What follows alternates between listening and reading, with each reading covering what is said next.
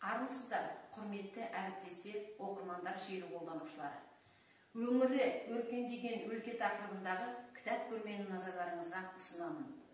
Батысында Басшидің бұйрат құмды бөктерінен Басқыншының Көгерай беліне дейін, солтүстігінде Жоңғар Алатауының Ақбас шыңдарын, Іленің Інжу суына дейін созылып жатқан бұл байтақ ата-бабамыздың ежелден-ақ ен жайлап мекен еткен қасиетті қонысы.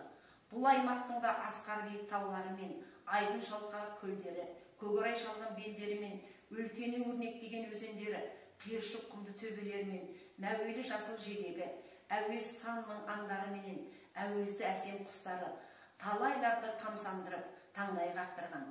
Көрген пенде көркінен көз айыра алмай қалатын талай табиғат сұлулығы мен ерекшелігін баурайына жинап, жер жанаты жетісудың қақ төрінде орналасқан жазиралы мекен атанған бұл өлке.